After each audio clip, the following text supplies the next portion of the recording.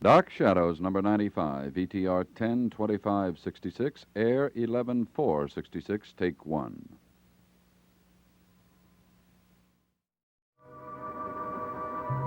My name is Victoria Winters. For a few short days, I have left the nameless terrors of Collinwood behind me. Now I am about to return to them, without accomplishing the purpose of my mission, without discovering the secret of my identity. Well, I hope you don't consider your trip to Bangor a total dud. Not really. Listen, I'll dive into those files the first thing in the morning. I'll find out more about Bea Hanscom if I have to go through miles of records. We'll track down that woman in the portrait somehow. If you don't find her, or if you do find her and she turns out not to be my mother, I still won't be sorry I came to Bangor. Well, I'd like to take that personally. What I meant was that I had to get away from Collinwood for a while. Why? If I told you the real reason, you'd think I was out of my mind. I doubt that. Oh, yes, you would. In fact, I've been doubting my own sanity. Hey, that's a pretty strong statement. You better tell me what you're talking about. I saw a ghost.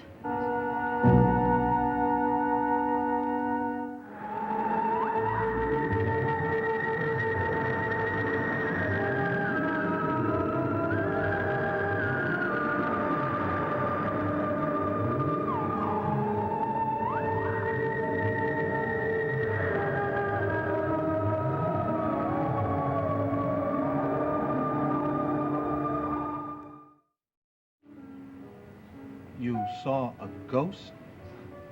Are you serious?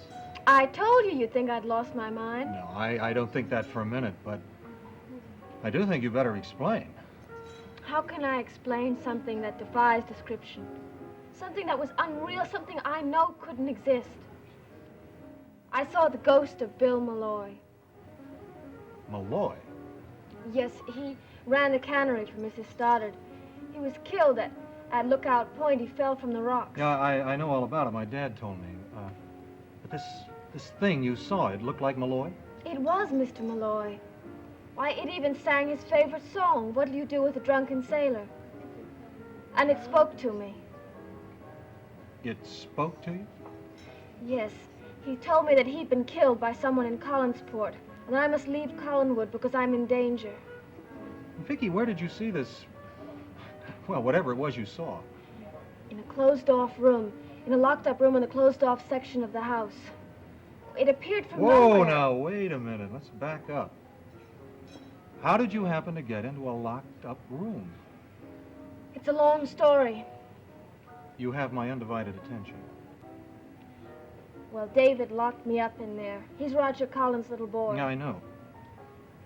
Why did he lock you in? He wanted to scare me. He lured me in there, and then he ran out and locked the door. Vicky, how did you let yourself get lured into a room? Well, I thought that David had stolen my pen, and we went to look for it. It was a very valuable pen. I'd found it on the beach a couple of days before.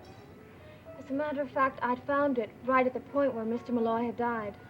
Well, look, tell me what happened after you were locked into this room. Well, I tried to get out. I beat on the door, and I pleaded with David, but it wasn't any use. And then? And then it started to rain. There was thunder and lightning, and I was terrified. I can believe it. There was a cot in the room. I lay down on it and went to sleep for a while. And then I heard the sound of singing. You fell asleep? For a while, the singing woke me up. Well, Vicky, don't you see? You dreamed the whole thing. Oh, no, it couldn't have been a dream. Why not? Well, it just wasn't. I remember being wide awake. Vicky, haven't you ever had a dream that seemed real? Yes? Well, I've had dreams that seemed so real that even after I woke up, I believed in them. It's not at all uncommon.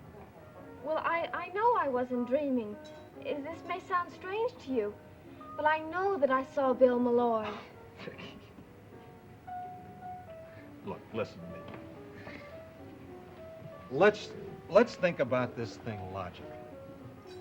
Now, there you are, trapped in a room in a shut-off section of this gloomy old house, frightened out of your wits. There's a storm that frightens you even more. You've got Malloy's death on your mind, plus all the legends and superstitions that have grown up around Collinwood. Now, wouldn't it be the most logical thing in the world, given those circumstances, that you'd fall asleep and dream you saw Malloy's ghost? Oh, it would be logical. Well, I don't know. It seems so real. Vicky, you're an intelligent girl. Now, surely your intelligence tells you that it had to be a dream. Well, it could have been a dream. But that doesn't explain the seaweed. What's seaweed? Right where Bill Malloy was standing, I found strands of wet seaweed. Did you go back to look for it?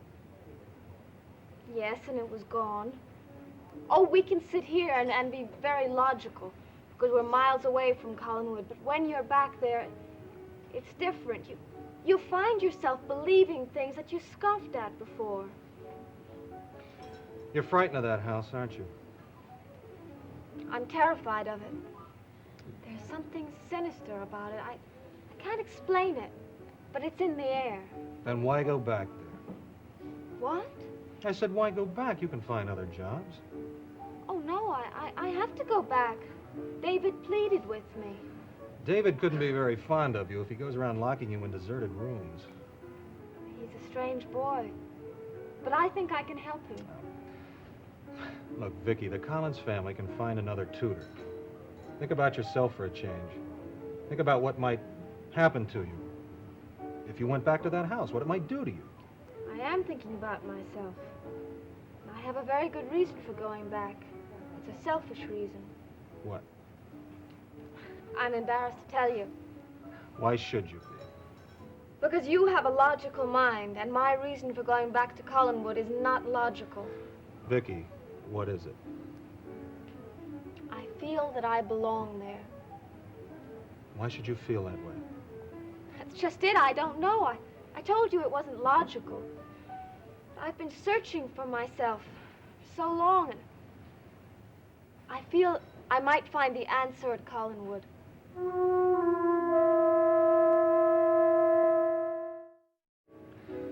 And you really think there's some connection between you and the Collins family? I said I wasn't sure. You want to be a Collins? It's not a matter of wanting to be. It's just finding out who I am. Is something funny? I was just thinking how lucky I am Lucky? to meet you. Beautiful girl searching for her identity. Mysterious old house, complete with ghosts in the attic. What armchair detective could ask for more? Are you making fun of me? No, definitely not. That's the last thing in the world I want to do.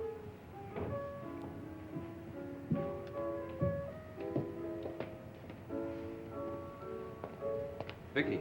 Hello, Burke. Well, I hope you haven't come back for your cheese sandwich. It's only a memory now. Well, easy come, easy go. Vicky, I'll be leaving for Collinsport in about a half an hour. I have a business meeting, but I shouldn't be longer than that. I'll be ready. Good.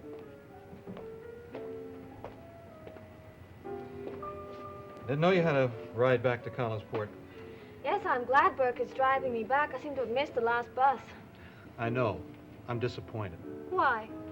Well, I was planning to drive you back myself. Oh, it's a long drive. That would be putting you out. Well, my loss is Devlin's gain. Well, I'd better get my bag and pay the bill. Vicky, would you mind if I asked you a very nosy and very personal question?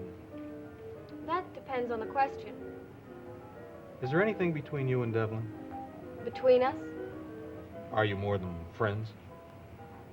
No. Well, I was just wondering, you did come to Bangor together, and you are leaving together. That's just coincidence. I was hoping you'd say that. I don't know Burke very well, but he's a strange man. Well, 5 years in prison is apt to make any man a little bit strange. Sometimes he seems so gentle and kind. And other times, he seems capable of cruelty and violence, and he frightens me. You sound intrigued. Oh, I'm not intrigued. I just don't understand him very well.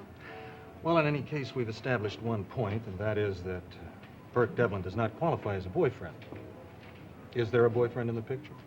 Well, you do ask blunt questions. Well, as a lawyer, I found that it's the best way to get straight answers. What is the answer? The answer is no. I'm surprised. I would have thought that half the male population of Collinsport would have been beating a path to your door. Not at all. There must be something wrong with the male population of Collinsport. Well, I guess I should go. You sure you won't take me up on my offer of a ride? Oh, that would be foolish, seeing as I already have a ride from Burke. Well, I guess I'll just have to settle for walking you to the lodge.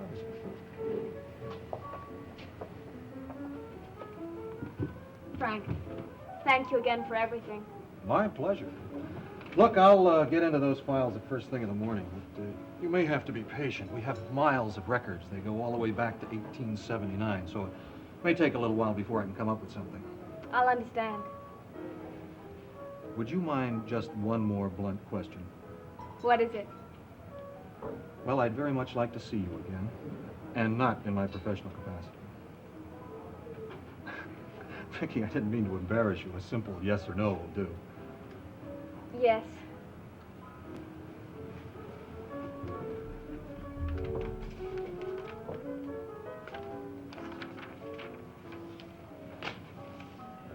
Well, what I want is action, Blair. Action. These things take time, Mr. Devlin. I haven't got time. Now, what's holding up the works? Well, the Logansport people want to consider all the bids on the cannery before they come to any decision. Has anyone else made a bid? Not up to this point. Do they seriously expect Mrs. Elizabeth Stoddard to come up with some money for a bid? I don't know what they think. I just know that they're not considering closing out a deal at this point. Is it a question of money? In business, it's always a question of money. Well, then, raise my bid 10%. Are you serious? Blair, I am always serious when it comes to money. But I think you ought to think this over. I don't think the cannery is worth that much. It is to me. If it means putting Collinsport Enterprises out of business.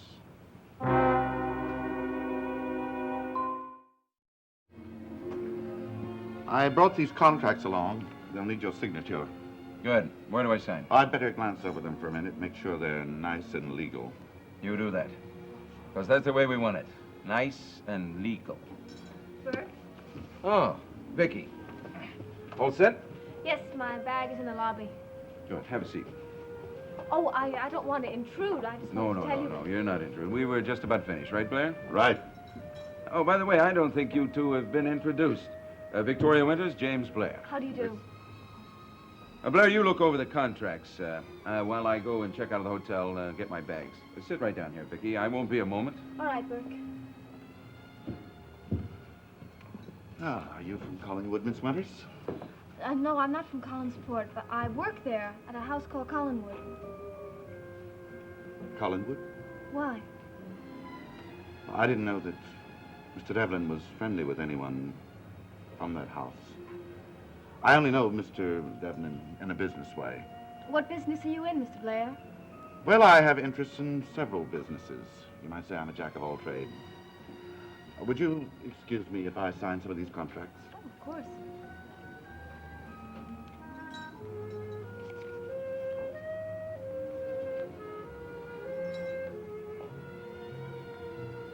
Is anything wrong? Oh, no, I was just looking at your pen. That's a beauty, isn't it? Yes, Mr. Devlin gave it to me. he did. You must have a fondness for fountain pens. You've hardly taken your eyes off it. It's just that it's strange, I found one just like it. Found one? Yes, at a place called Lookout Point. I don't think that's possible. Why not? There are only 6 of these in existence, and 4 of them are in South America. South America? Yes, that's where Mr. Devlin bought it, including the one that he has. I don't believe there's another one like it in this country. Oh, but I found an exact duplicate of that. And then maybe you found Mr. Devlin's pen. Burke's? Well, he could have lost it. Oh, no, I'm sure it's not Burke's. It couldn't be. Why not? Because, Don't you think you better mention it to him just in case? And if he has lost it, I'm sure he'll want it back. These pens are expensive. may I see it? Of course. Oh, I must have been mistaken. This isn't anything like the pen I found.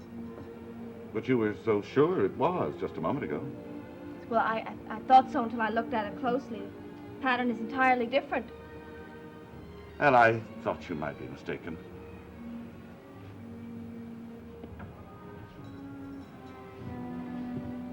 All set? Well, Good. Have you finished looking over the contracts? everything's in order. Ready for your signature. Yeah, let me have them.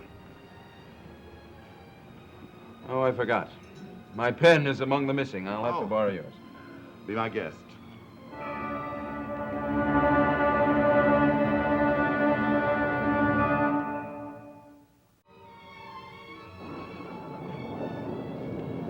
All right. There we go. You'll call me the moment that a decision is reached. I will. It was nice meeting you, Miss Levis. I'm sorry, what did you say? I said it was nice meeting you. Oh, it was nice meeting you, too. I'll, be in touch. You do that. Well, Vicky, shall we get going? Where'd you say your bags were? In the lobby? Yes. Do you have a scarf? Scarf? No. Oh, that's too bad. Started to rain.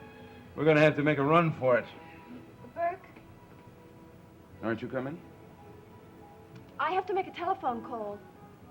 Now? Can't it wait? We're getting a late start as it is. No, it can't wait. It's very important. All right. But there's a phone in the lobby. But hurry, Vicky. Yes, I won't take long.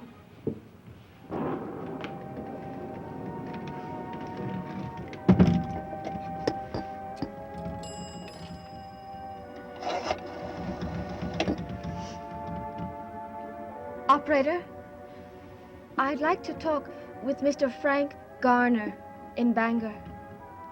No, I don't know the number. Well, please keep ringing. No, never mind. Cancel the call. Operator, I'd like to make one more call, though. To Collinsport.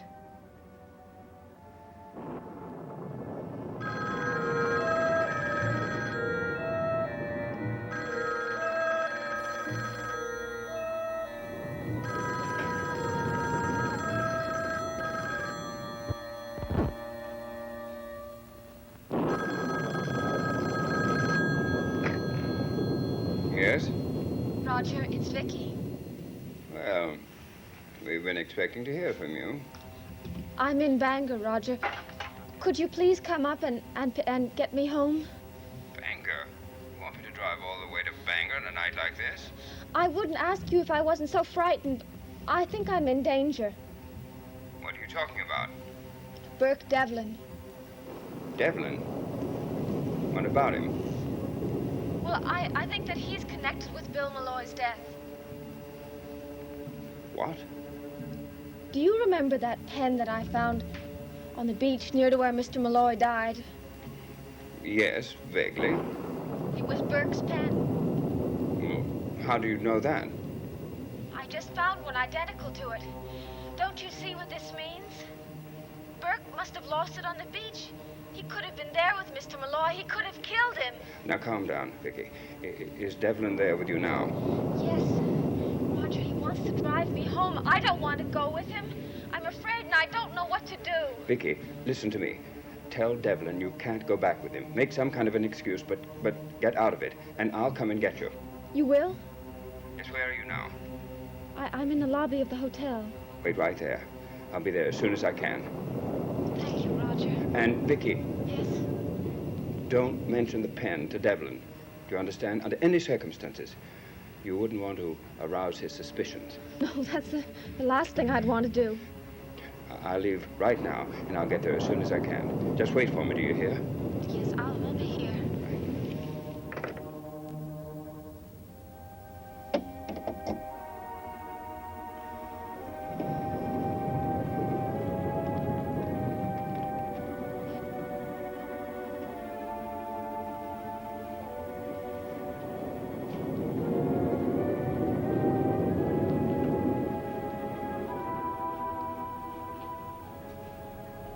Oh. Vicky, did you make your phone call? Yes. Well, shall we be going? Burke, I don't think I'm going to go back to Collinsport tonight. Why not? Mrs. Stoddard doesn't need me there until tomorrow night, and I thought I might see something at Bangor. What's so special about Bangor? It's a change. Well, I thought you'd already checked out of the hotel. I mean, I thought your bags were all ready and out in the lobby. I'm sure I can get my room back. Well, why did you hang around all evening waiting for me to drive you back? I just changed my mind. Well, all right, little Miss Governess. Have it your own way. I'll see you back at Collinsport.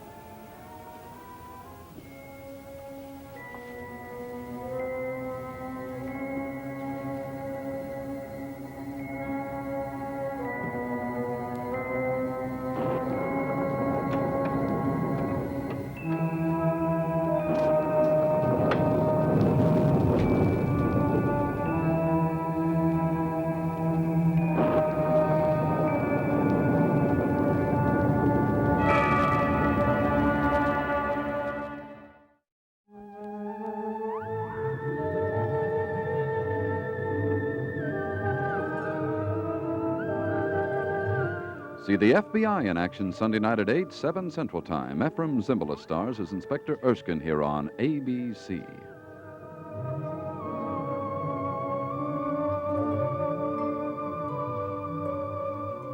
Dark Shadows is a Dan Curtis production.